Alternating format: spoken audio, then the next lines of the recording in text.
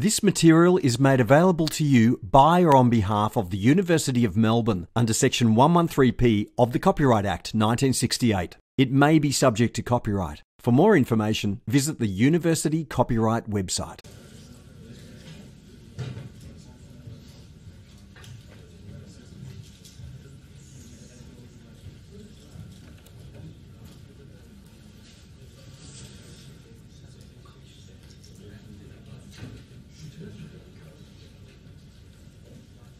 Okay, we'll jump straight in.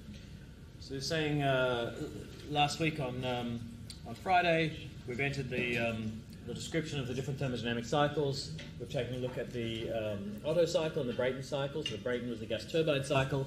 The Otto was the car engine, the gasoline engine cycle. The Brayton cycle was a flowing cycle, and we worked out that as a flowing ideal gas cycle, we were solving it with enthalpy changes, and we were solving the enthalpy changes with Cp delta T. The Otto cycle was an ideal gas cycle but a closed system, so we're solving it with internal energy changes and solving those with Cv delta T. Today we're going to continue on to close out the next three cycles, the diesel cycle and then the two main vapour cycles. They're the ones where we use the tables to solve them. So the diesel cycle is a modification of the Otto cycle. What changes is the heat transfer. The heat transfer, instead of occurring at a constant volume, occurs at a constant pressure, and that changes the equations that we use to solve it. And that's as much as I'll say about that. So just to remind us where we got to on Friday, I'm playing back through the Otto cycle thermal efficiency derivation, and I'll just put it up on screen rather than scribbling this one out. This is just to get us back into the momentum of what the kind of things we were talking about.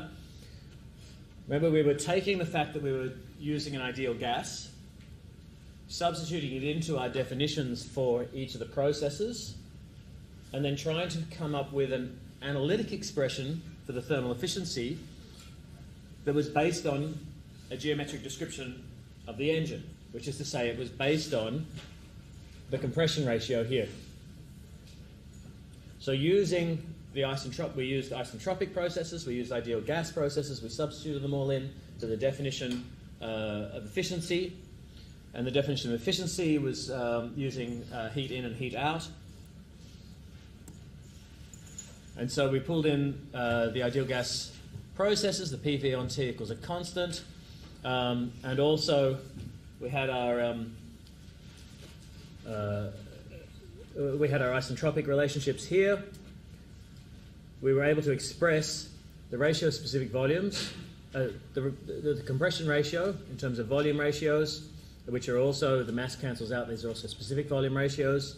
We could say that T2 on T1 was V1 on V2 to the gamma minus 1. You get that if you substitute these guys in and you try to, if you make a substitution for V in terms of T here, you can turn this equation into a statement of the volume ratios and the temperature ratios. Try that. When I say try that, I actually do mean it. So we can, if we get time at the end of this, we can come back to that if people want to see it. But it's one of those ones that you should try. It is just a substitution. You substitute in here instead of V on V, you substitute in T on P, and the P's come through and cancel out, and this is where you get the gamma minus 1 term. So this applies for an ideal gas, and because of the way the compression ratio works, this tells me that the temperature change through isentropic compression can be connected by this statement to the gamma minus 1. So there's an adiabatic gas constant there, which is Cp on Cv. So this is just refreshing all the ideas that we covered off on Friday. What that let us do was to go from our statement of the thermal efficiency, which we did a bit of derivation to get to T1 on T2, and then we were able to substitute in if T1 on T2, if T2 on T1 is this, then T1 on T2 is the inverse of this, so we get 1 on compression ratio to the gamma minus 1. That's for the Otto cycle thermal efficiency. When we derive the diesel cycle thermal efficiency, we'll see this guy turn up again with an extra term to account for the fact that the heat transfer process is different.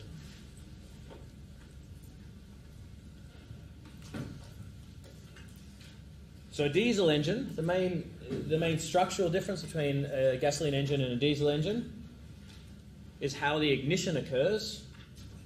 In a spark ignition engine and a gasoline engine, you have a spark that sets fire to the fuel. So you've sucked in a bunch of air, you squeeze it, you squirt in the fuel, and then a spark plug every single time sets off a little spark to begin the ignition, to begin the combustion, and that flame then burns its way through the fuel. In a diesel, what happens is you push that air up, you squirt some fuel in, and that compression is making the air hotter and hotter, and that hot, high-pressure air allows the fuel to auto-ignite. And so when it reaches just the right compression and you put the fuel in just right, those little jets of fuel catch fire as they enter the chamber. And so this is what's referred to as compression ignition. So there's no spark plug. When you turn on a diesel engine, when it's cold, sometimes this process doesn't work so well, so you get a little glow plug at the beginning, which is providing a little heat source to make sure that in the beginning when you turn on a cold diesel engine it starts. But after the engine's warmed up, that glow plug turns off, and just the process of the pistons squeezing the air, creating that heat from the compression, is enough for every time that I put the fuel in that it'll catch fire. So that process of how it burns is a little bit different to the process of how the spark ignition fuel burns. On the PV diagram, what happens is that burn is a little bit slower and it takes place as the piston is starting to expand. So in the spark ignition, we go to top dead center and we assume that because all the fuel's already in there, I've squirted it in, I've squeezed it up, and then I've put a spark in, we assume that that entire combustion process happens at a constant volume. In the diesel, the approximation is that I squeeze up, put the fuel in, and the momentum of the engine is dropping that piston, just starting to drop that piston down a bit. So it actually changes volume, and we approximate that process as being a constant pressure process. So I have a constant pressure change in volume. I have a P delta V. And that's important when we analyze the heat transfer process here.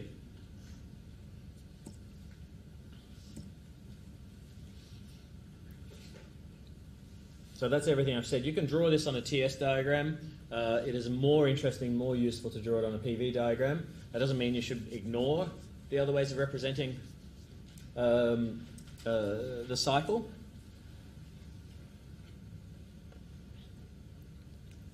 We have the P constant line here, the V constant line here, and the two isentropic, the isentropic compression and isentropic expansion.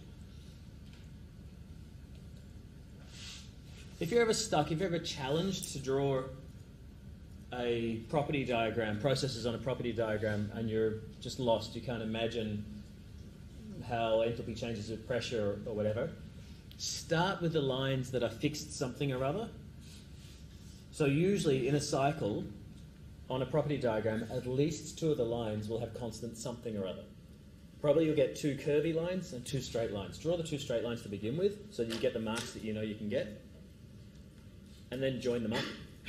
This is if you're actually lost, if you can't remember how it should look, and if you can't, and make sure they come back to the same point if it's a thermodynamic cycle. These are just little pro tips.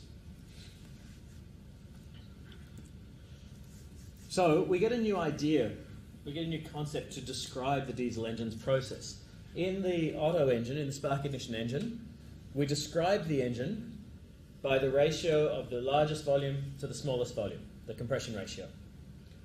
We have that same idea. We have the compression ratio for the diesel engine because we need to compress from the bottom to the top, and that's an adiabatic compression, an isentropic compression. So to analyze from 1 to 2, we need our isentropic processes, our T1 on T2, T2 on T1 equals V1 on V2 to the gamma minus 1. But to go from 2 to 3 is not an isentropic adiabatic process. To analyze it, we need to know what's called the cutoff ratio, which is the ratio of volumes from here to here. If you were describing a diesel engine, you would have your RV and your RC.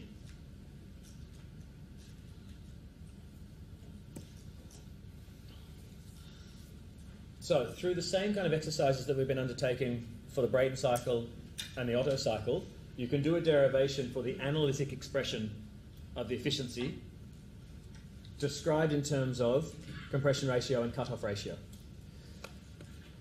If I just look at this bit here, so this is showing where we're going to end up by the end of the derivation. If I just look at this bit here, I see the expression for an Otto cycle, and here I have the extra bit that comes in for the diesel cycle.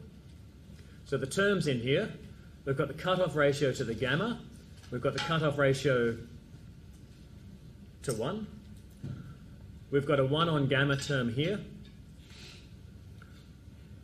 and we've got these something in a bracket of something minus 1. So we'll look at how each of those terms come about. But this guy, this whole thing is expressed once again in terms of the geometry of the diesel cycle and the property of the working fluid. If I know those, I can tell you the best possible efficiency of this particular engine. And that's why these expressions get useful or interesting. It's why we bother trying to derive them. So we start in the same place. I will do this one up on the. I will do this one on the doc cam.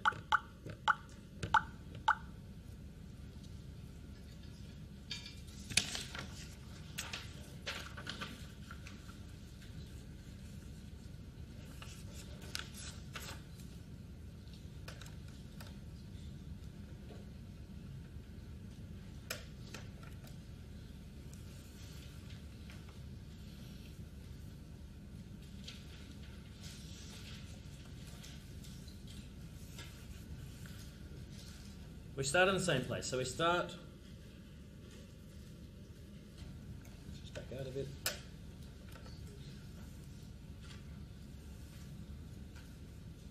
We start with our thermal efficiency, defined as network over Qin.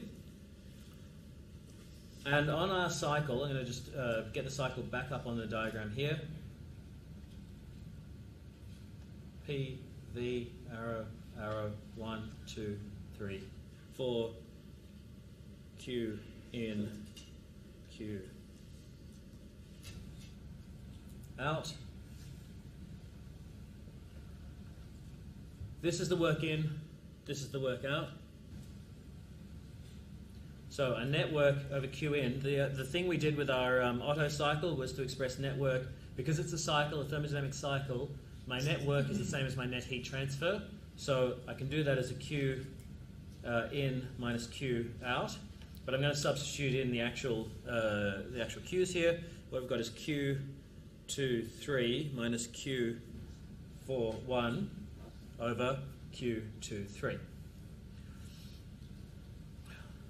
Now, if I had a constant volume heat addition, like Q23 for Otto,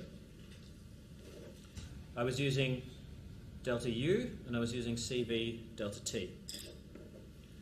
For diesel, Q23 has a constant pressure process, which means it has a little change in volume at a constant pressure.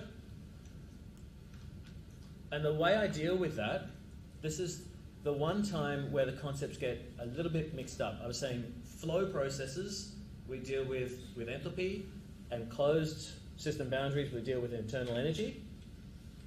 In this particular heat transfer for the diesel cycle, the heat transfer that occurs, which has a delta T and a delta U, also has a little bit of boundary work going on as well that we want to keep track of, this P delta V. And so I'm going to mush them together, my P delta V and my delta U, into a delta H. So I'm going to analyze this guy with delta H and CP delta T. That is the trick with the diesel cycle. When you're studying going, Otto cycle, diesel cycle, what do I need to remember? The thing that should be jumping into your brain about the diesel cycle is diesel cycle is the one that's got that CP delta T term for the delta H. And you listen to yourself and go, seriously, I just said something about thermodynamics. Yeah, I learned something. So, let's plug that in. This heat transfer process, so Q41, is a CV delta T. So Q41 is a CV delta T. or a delta U. So if we put all of those in, we get Cp T3 minus T2 minus Cv T4 minus T1 all over Cp T3 minus T2,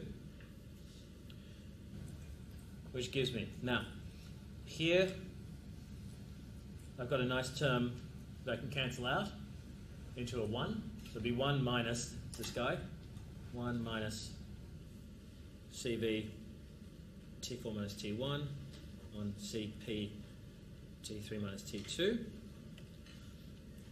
If I, over here, I'm just going to make a little note of where we're heading. We're heading to 1 minus 1 on R V gamma minus 1, C gamma minus 1 over gamma C minus 1. So just to remind us where we're heading.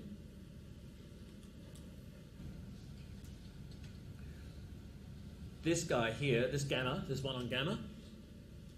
So gamma is Cp on Cv. Cv on Cp is 1 on gamma. One of my first terms has just popped out and I haven't even really tried to start working yet. So the other thing I'm going to do is the same game that I played with the Otto cycle and the Brayton cycle. I'm going to divide the temperatures through so that I can get them in terms of temperature ratios. So here, what do I divide through? Well, luckily I know where I'm heading. I'm heading where it's something minus 1 and a something minus 1. So I'm going to divide through this guy by T1. I'm going to divide through this guy by T2. What does that look like when I'm done doing it? What I have then is 1 minus 1 on gamma, which is this, T1 on T2, and then up here, T4 on T1 minus 1, and T3 on T2 minus 1. Now we need to find a substitution for this, a substitution for this, and a substitution for this that will solve the problems. If we glance back at where we're going, I'll have a 1 on RV to the gamma minus 1, an RC to the gamma, and an RC. So there's an expectation that this term will turn into this term will turn into this term will turn into this term. We just need to be able to write it down to show that. What we need all our tools now, all our definitions on the screen. We get our adiabatic isentropic relationships. We've got T2 on T1 is RC gamma minus 1. This is RC is the ratio V1 on V2. Remember, V1 is bigger than V2. We've got T4 on T1 equals RC to the gamma. And we've got T3 on T2 equals RC. Now nicely, if I plug each of those in, I get exactly what I was looking for, kind of because I know where I'm going.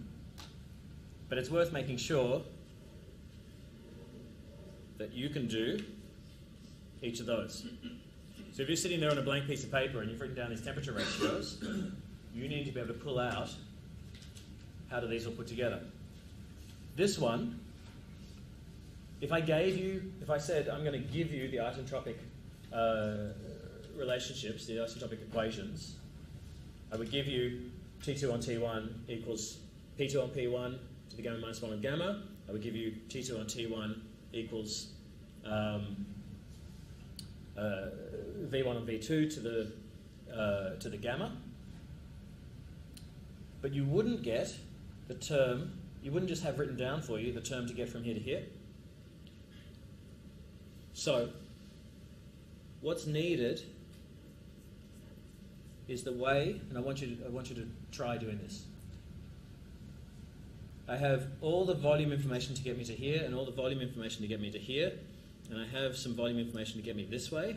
I want you to make sure that you are satisfied that you can get to here, which is to say, sure that you can go and do this.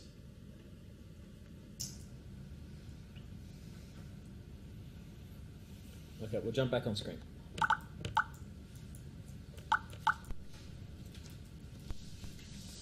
Everything I've just said out loud comes up on screen.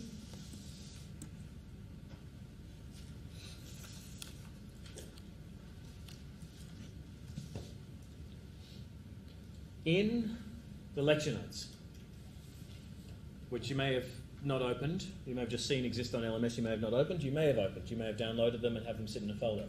In the lecture notes for the diesel cycle lecture is the full derivation, the sort of step-by-step, line-by-line full derivation of the diesel cycle efficiency, if you care.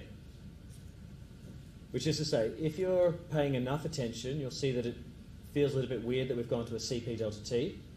And if you want to convince yourself that the CP delta T is the correct way to solve Q23, the full derivation is in the lecture notes. If you go through it and didn't follow it, come talk to me. Okay, so this is all the derivation we've just done.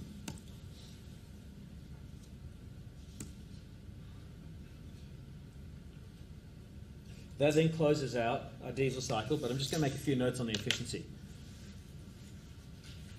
Generally, a diesel cycle is more efficient than an Otto cycle, but this equation says that a diesel cycle should be less efficient than an Otto cycle.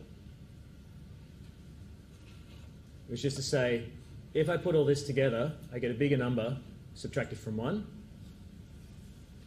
So how could it be that generally a diesel cycle is generally more efficient than an Otto cycle?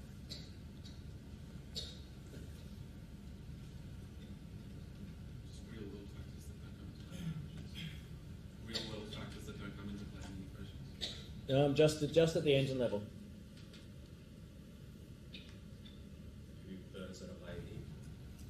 Why would it do that? How do I get to a higher heat? By conversion. By? Conversion. Okay, so why would it be compressing more or less? Why would it be compressing more, the diesel cycle? Because it's got the compression ignition. So, the stuff I was saying last week,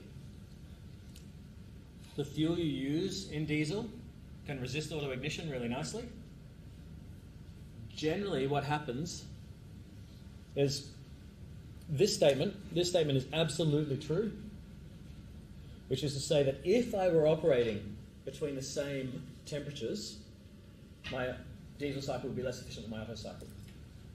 But the reason I have a diesel cycle is to use a fuel that can handle being compressed further than a gasoline can normally be compressed. And so the diesel cycles tend to be operating at a higher pressure, tend to be operating at a higher compression ratio, tend to be operating therefore at a higher temperature when you begin the combustion. The fuels release a similar amount of heat, but I'm starting from a higher starting point of my compressed air. And as a result, I'm able to extract more energy than the Otto cycle. So this is all the things I was just saying.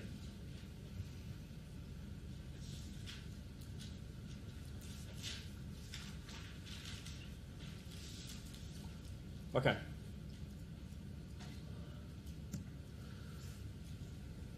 We've now done 3 air cycles, air standard cycles. One was a gas turbine, one was an Otto, one was a diesel. We have 2 main vapor cycles. One is a steam turbine cycle, like a coal-fired power station, or a nuclear-fired power station, or a solar concentrating power station, or a biomass burning power station, and the other is a refrigerator. We separate these 2 ideas because one of them is solved with one set of thinking and one set of equations. One of the areas, the ideal gas cycles, are solved with one set of equations, one set of thinking. The vapor cycles are solved with another set of equations and thinking. At the basic energy balance level, they're the same.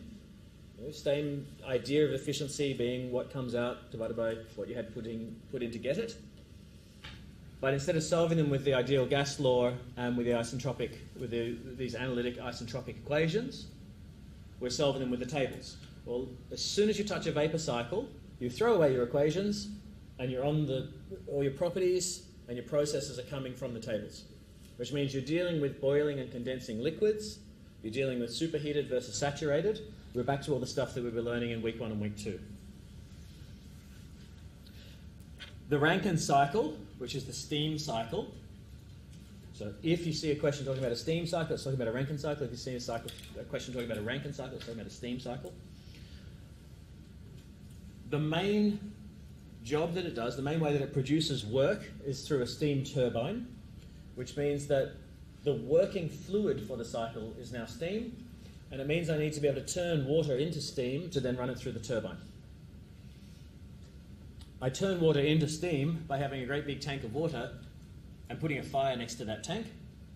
And so most of what you see in a coal-fired power station is the great big box for the fire to sit in and a whole bunch of pipes dangling inside that fire to let the water turn into heat, let the water turn into steam.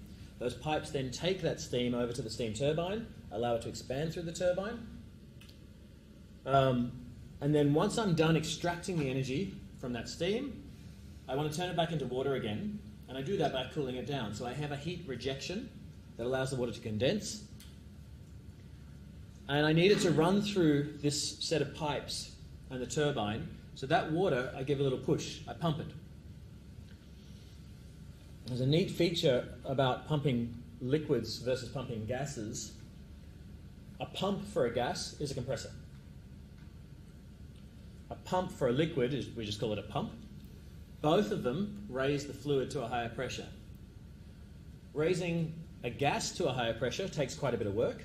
Raising an incompressible fluid to a higher pressure doesn't take very much work at all. There's no delta V. An incompressible fluid has no delta V, almost. There's a tiny, tiny, tiny delta V, like E. And so if I'm going delta P times almost a constant V, I get a different amount of work done than if I was going P times a big, big, big delta V because I'm in a compressor. So there's my system. This is where I put the heat in.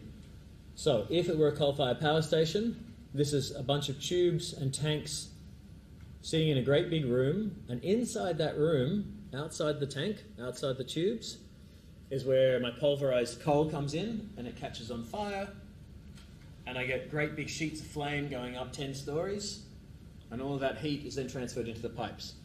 That is naturally going to produce steam at some point. The water will go through being saturated into superheated. It might even become supercritical, and then we'll run that through the turbine. So that's the Rankine cycle. You cannot, you will get zero if you try to analyze this with an ideal gas process. I usually get people's attention. I get most of the people in the room's attention when I say you will get zero if you do this with the wrong tool. The trouble is the people who are not in the room, and given we've got 110 people in this class, I hope you are listening to this lecture and the bit where I'm going to say it again. Do not use the wrong tools to solve the questions. Your job in this section of thermodynamics is to learn which tools to use to solve which problems. And so that is the thing you're being examined on. Here's a question, please solve it. Aha, I know which tools to use to solve this problem. Getting the number right at the very end is the last mark. So if you reach for Cp delta T or Cv delta T, you're not getting marks, because they are ideal gas approximations for delta U and delta H. If you reach for PV equals RT, you're not getting marks, because that's the ideal gas equation of state. You should have been looking up a table to find out what P or V or T is.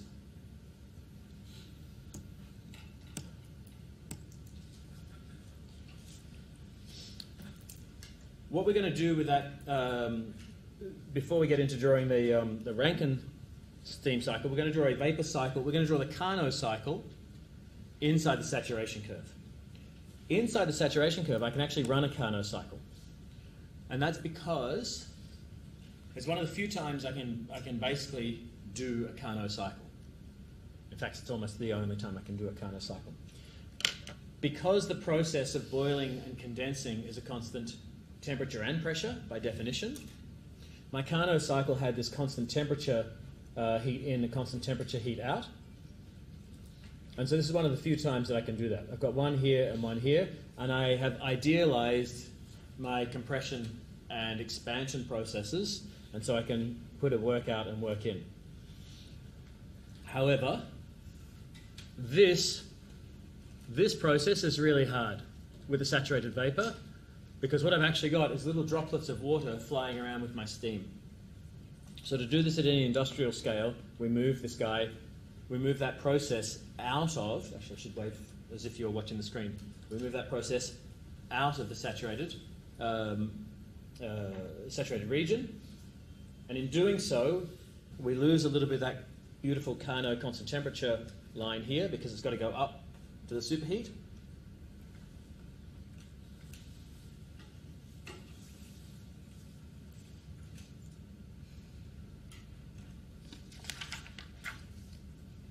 But we'll get to that, We're going to get all this stuff up. This is basically everything I've just said. I tend to jump ahead of myself because I get excited about talking about the real cycles. I forget to talk about the ideal thing first.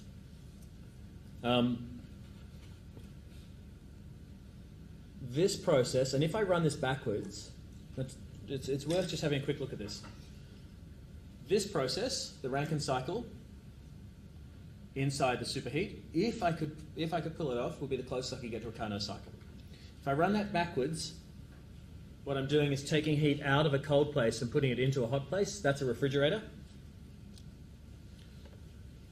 So running this backwards is also pretty close to a Carnot cycle. However, those processes, particularly this one over this side, are are very, very hard at a large scale. And so we're going to look at what happens when we move into the Rankine cycle with superheat. This is the diagram I had up just before. We're going to look at the TS diagram. Why are we looking at a TS diagram? Because we've got a flowing process. We typically draw our flowing processes first on a TS diagram. We typically draw our closed processes first on a PV diagram. We can use any diagram we want, but those ones make our jobs easier. If I walk my way around this, let's talk about each of the points here. Starting here, I need to raise my pressure, add in heat, drop my pressure, and take out heat. Taking out heat in a condensing process does not change my temperature. Adding heat does change my temperature, then it doesn't, and then it does. This is a constant pressure process. This is a constant pressure process. So I have only two pressures in here. I have this pressure and this pressure. My pump, the job of my pump is to raise that little bit of pressure there. At this point, I am water. I'm not steam. I'm not even starting to boil. I'm liquid water. So at point 2, I am liquid water. This is coming just out of the pump here. I'm higher pressure than I used to be. And as I start to heat it up, that liquid water heats and heats and heats until it just begins to boil. It does its entire boiling process. And then it becomes superheated steam all the way up to here. The turbine lets me extract the work. We've approximated that as isentropic. So in the ideal process, we're calling that isentropic, adiabatic, no heat transfer, straight line up and down on a TS diagram. And take a look at where it goes. It goes from superheated vapor all the way down, and it just tucks its tail into the saturated line here. And this is to make sure, this is for a couple of reasons. But this process, this last stage here, if I had that happen any earlier, your turbine blades are spinning around very fast. And when you're spinning around very fast and you hit a droplet of water, it's like smashing into a brick. So the first turbine blades, where the steam has its most energy content, everything's moving as fast as it can be moving. Remember, the area is smaller, the area is expanding. Well, you guys watching this, the area is expanding as you go through the turbine. Those blades are getting bigger and bigger, the space it's going through is getting bigger and bigger, the flow is getting slower and slower. The early stages of the turbine blades are moving very fast, and if they were to find a droplet of water, they would smash into it and you would tear your turbine blades apart. Very quickly you would erode your blades and the whole system would need to be dismantled. So one of the things that's really, really important is that this turbine operates with a gas in it. And that gas vapor needs to be superheated steam. The last blade row can handle just a little bit of water coming out into liquid before that goes into the condenser, before that fluid goes into the condenser to do its heat rejection. So we have this line down here. That's our isentropic work out. We have a little bit of work in that goes into the pump, and we'll talk about some tricks about how to determine that work.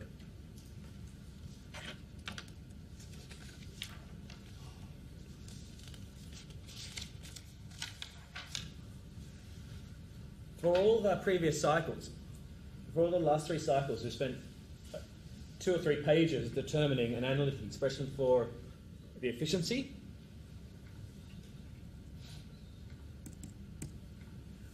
Description of those. So isentropic compression, constant pressure heat addition, isentropic expansion, constant pressure heat removal.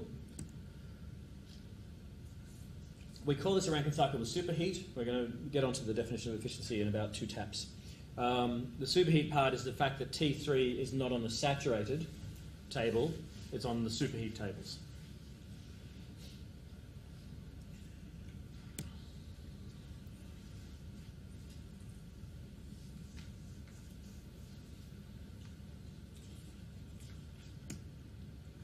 The thermal efficiency is the same thing we've been writing down for the last 3 cycles, in that it is the network divided by the heat input.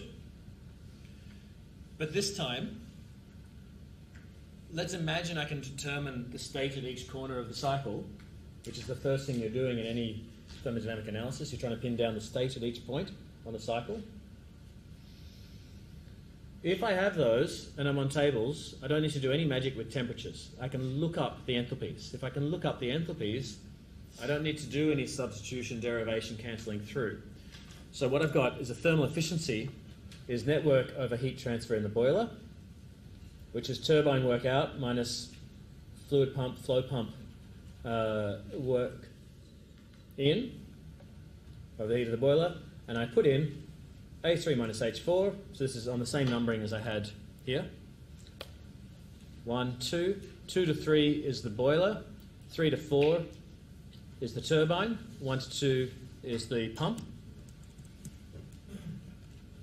So 3 to 4 is the turbine, 2 to 1 is the pump, 3 to 2 is the boiler, but I have done some simplification to come down here. What's disappeared?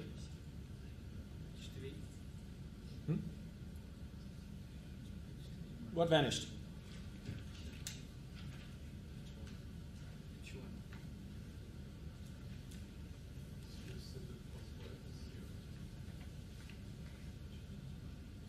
Yep. This last step here, from here to here, is setting this guy to be 0. Now that shouldn't make sense. There's obviously work going into the pump. Otherwise it would do nothing. There's no way it could compress if no work is being done. So why could I get away with setting it to 0?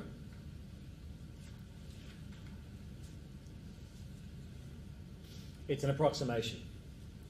If you calculate the amount of work done by the pump and compare it to the amount of work released by the turbine and the amount of heat energy put in through the boiler, it's in the scale of 3 orders of magnitude smaller.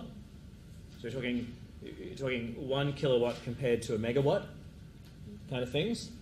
And so for the purposes of determining the thermal efficiency of a steam turbine, of a steam power cycle, a Rankine power cycle, if you know the heat transfer in through the boiler and the work out through the turbine, you have close enough to the efficiency of this system.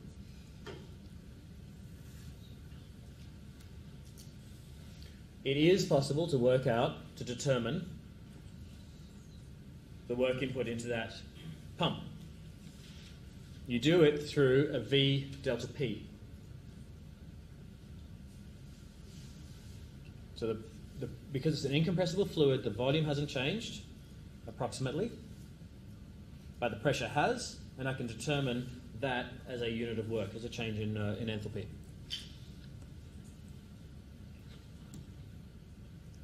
So that's the introduction to the Rankine cycle.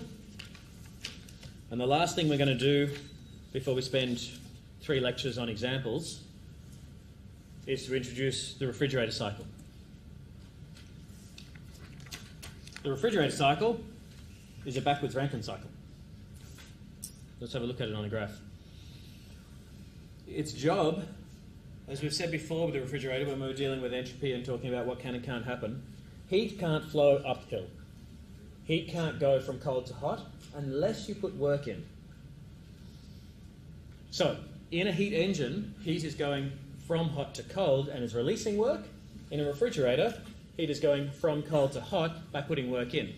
So, the arrows, instead of going down the turbine, along the condenser, up the pump, and through the boiler, the arrows are now going the other way around the cycle.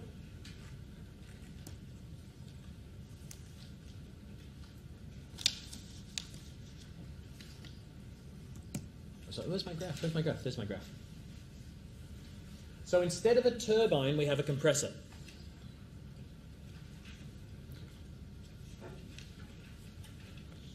Here's our compressor. Instead of a turbine, we have a compressor. This is where the work goes in. And this is when you hear your fridge turn on. That's what you hear turning on. Is the compressor starting to compress and push the refrigerant fluid. The working fluid is not water here. Why not? What's the main job we do with a fridge?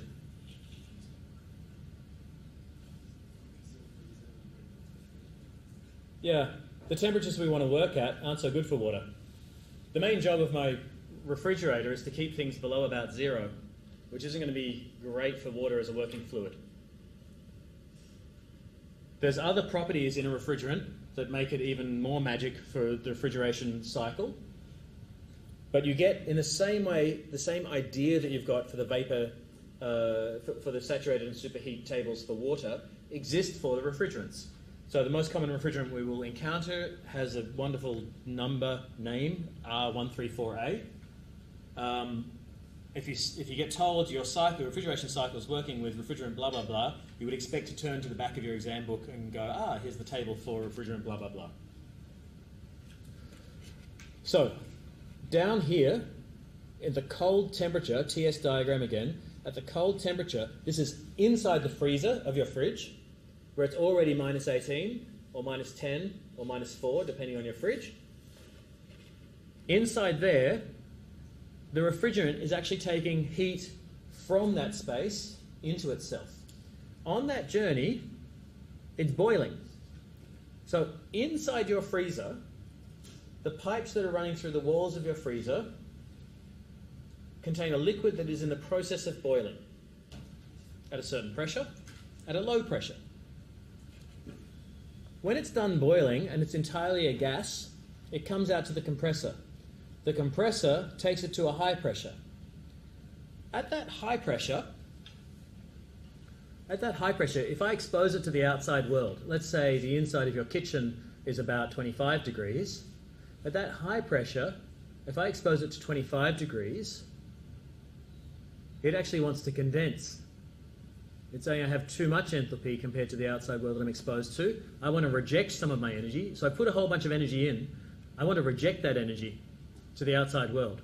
So I will throw away some of my temperature and some of my enthalpy as heat out to the outside world.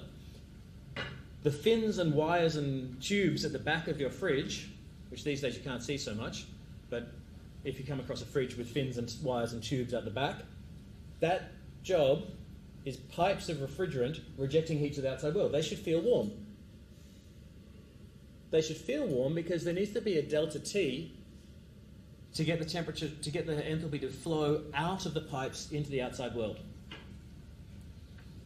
If you touched the pipes and they were cold, the heat's trying to go into the pipes, which means the system's broken. The job of those guys at the back of the fridge is to throw the heat out, and so they should feel like you're receiving heat. They should feel hotter than the surroundings. Then I want to get to a low pressure again. And this is the one thing that changes between the Rankine cycle. When I say it's a reversed Rankine cycle to make a refrigerator, the thing that changes is on the Rankine cycle over here, we had a pump. So I want to drop the pressure. The way I drop the pressure, I would like not to have to do any more work or muck around too much more. The simplest thing is to have a little throttle, a little expansion valve, which gives me, to do an isentropic process is actually quite tricky. It takes a bit of extra effort and is not worth it. And so I'm okay to lose a little bit of entropy, to gain a little bit of entropy on this constant enthalpy process. A throttle, if you remember when we introduced them, is a constant enthalpy process. That's the tool you use to analyze it. If you knew the enthalpy here, you know the enthalpy here. And because this is such a well-defined point, which is to say it is the liquid saturation point on your table, you do know the enthalpy here. So at that enthalpy, if I take it to my new pressure, I can determine the state of this point here. Anything else I need to know? I can also tell you that if delta H is 0, no work was done on this process. But the reason I'd want to know the enthalpy here at this pressure is to determine how much heat can I take out of my cold space, because that's the job. So we're also going to redefine our definition of efficiency. Our definition of efficiency was all about work out. This cycle has work in. And when we do that, we're going to come up with what's called a coefficient of performance. And the coefficient of performance can be greater than 1. And so it's a weird one. It takes a little bit of time to get used to it. We'll do a few pages on that. So there's a little schematic of a refrigerator. Down here, compressor, condenser coils. So in here, you've got gas turning back into a liquid, or turning to a saturated vapor. It goes through the capillary tube or the throttle or the expansion valve to lose pressure. The only job of this step here is to lose pressure. You might see that, if you're ever looking at the back of a fridge, you might see it as what looks like a little bulb. So coil, coil, coil, coil, coil, bulb.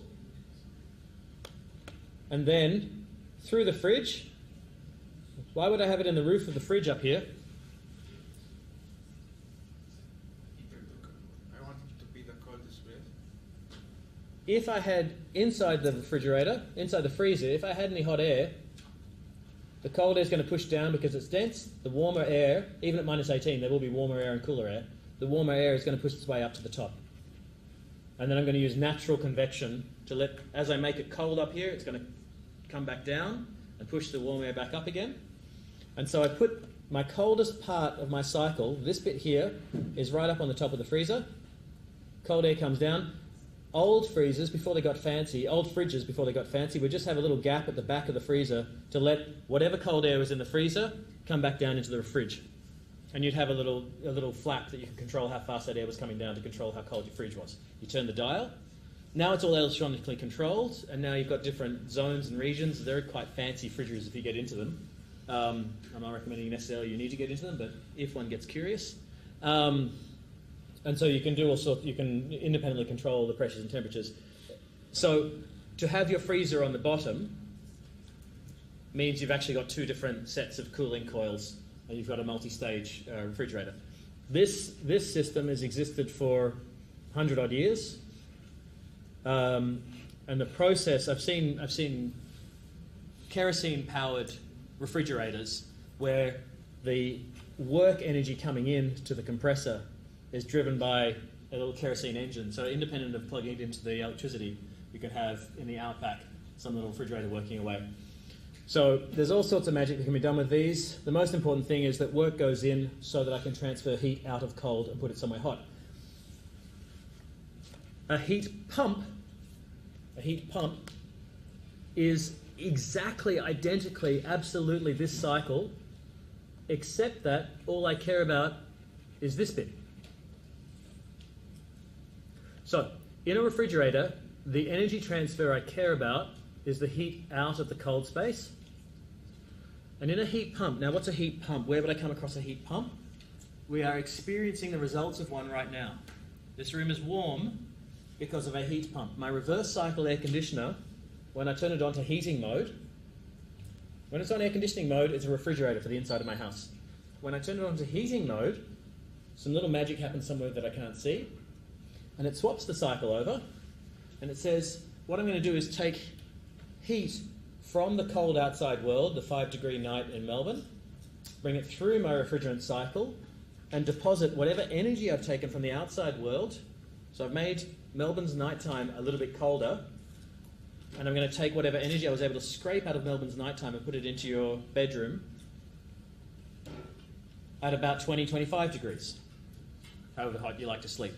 That's a heat pump. It is a refrigeration cycle, refrigerating the outside world and warming the inside of your room. When I analyze that, the result I care about is this. When I analyze a refrigerator, the result I care about is this, but it is the same identical cycle. So by teaching you the refrigeration cycle, I've taught you the refrigeration as well as the heat pump cycle. They are vapor cycles. They're looked up on a refrigerant table.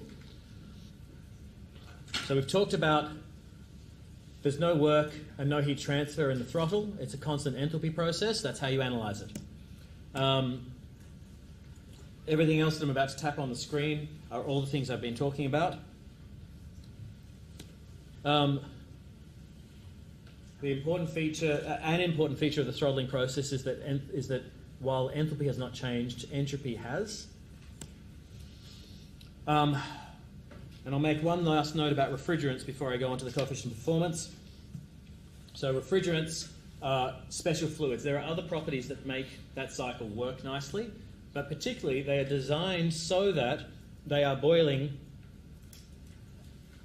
when at the temperatures that I want, the temperatures and pressures that I want to make cold, and they are condensing at the temperatures and pressures that I want to reject the heat to.